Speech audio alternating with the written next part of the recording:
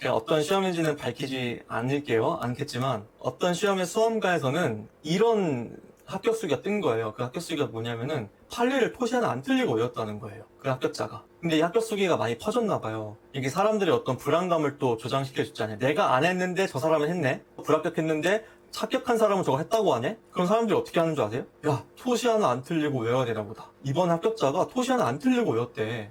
어떡하지? 나는 지금까지 그렇게 안 했는데 바꿔야겠다. 토시 하나 안 틀리는 걸로 외워야겠다.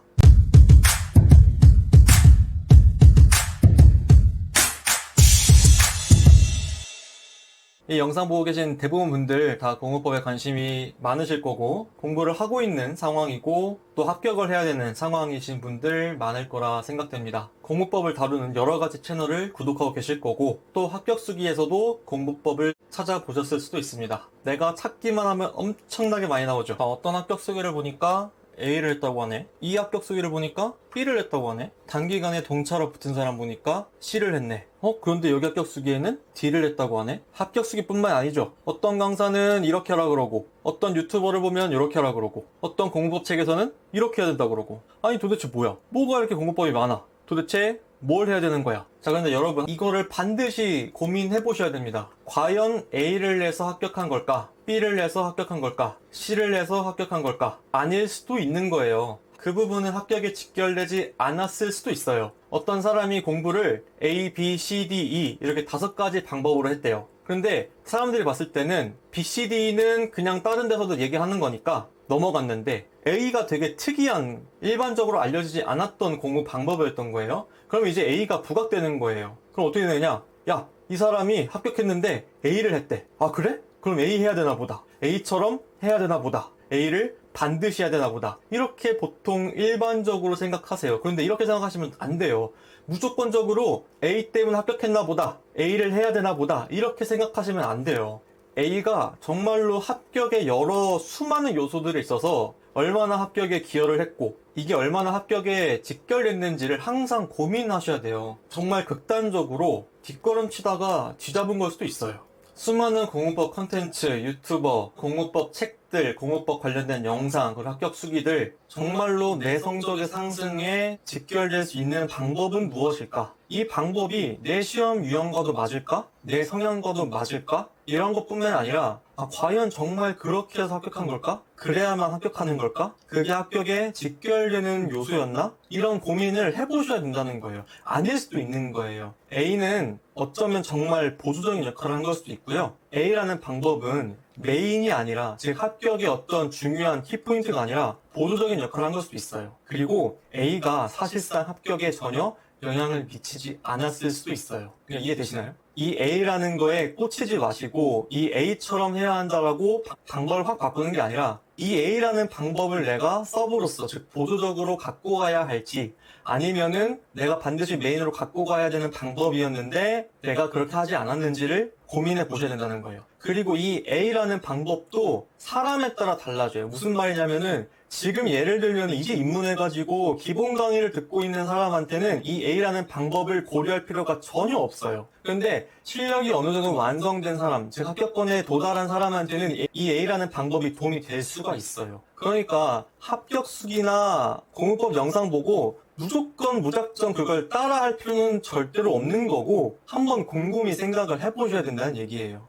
이게 진짜로 합격에 직결되는 걸까? 제가 이 주제를 갖고 따로 영상을 만들어서 찍는 이유가 뭐냐면요. 자, 컨설팅 이제 딱 200명 넘었습니다. 지금 시점으로. 지금이 2024년 7월의 막바지인데 이제 200명을 찍었습니다. 드디어 딱 9개월 만에 200명 찍었습니다. 근데 진짜 안 해본 시험 없는 것 같아요. 200번의 컨설팅 중에서 변리사는 4분의 1도 안 돼요. 한 20% 조금 넘나?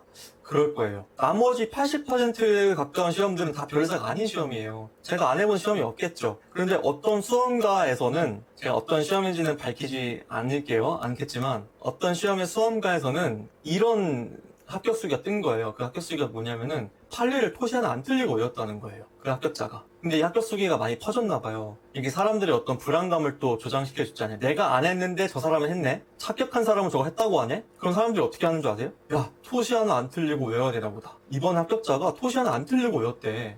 어떡하지? 나는 지금까지 그렇게 안 했는데 바꿔야겠다. 토시 하나 안 틀리는 걸로 외워야겠다. 이렇게 돼버리거든요. 이러면 안 된다는 거예요. 이게 토시 하나 안 틀리고 외운 게 진짜로 합격에 어느 정도 기여를 했는지, 정말로 그게 합격에 있어서 정말 키포인트였는지를 따져봐야 된단 말이에요.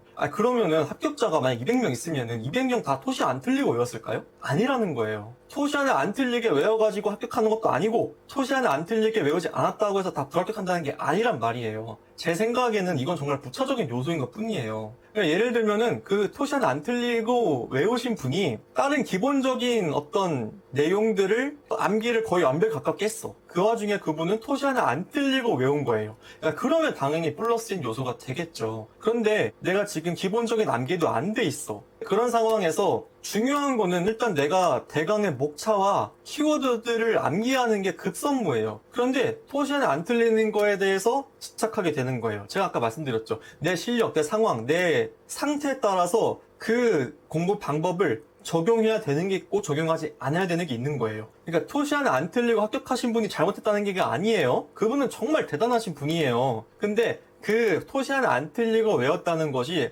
합격의 부차적인 요소인지 메인 포인트인지는 고민을 해보셔야 된다는 얘기예요.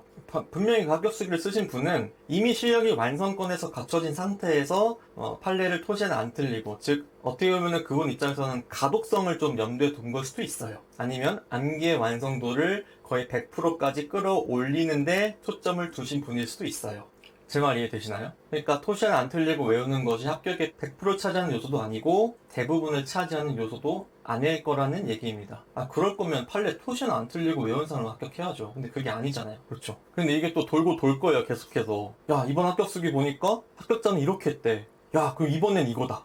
내가 이래서 합격을 못했나 보다. 이렇게 해야 되나 보다. 이런 식으로 가버리니까 점점 내 거는 없어지고, 정말 내가 갖춰야 되는 본질적인 실력은 상승되지 않고 계속해서 부차적인 것, 부수적인 것에 대해서만 집착하고 매몰될 수 있다라는 얘기예요. 그래서 일단은 내가 갖고 갈 수 있는 어떤 본질적인, 즉 합격하기 위해서 내가 해야 되는, 가장 급선무로 해야 되는 것은 무엇인가? 내 점수 상승에 직결되는 공부는 무엇인가? 지금 내 상황에서 맞는 공부법은 무엇인가를 끊임없이 고민하셔야 되는 거고, 그리고 공부법 영상, 합격 수기, 공부법 책, 이런 것도 그렇게 받아들이셔야 된다는 거예요. 너무 하나에 꽂히고 매몰돼서 그것만이 합격의 요소구나, 그게 유일한 것이다 라고 생각하지 마시고, 지혜롭게 적절하게 본인에게 맞는 공부 방법만 쏙쏙 뽑아서 체득하시는 것을 추천드립니다. 네, 이상 손민기 변리사였습니다. 감사합니다.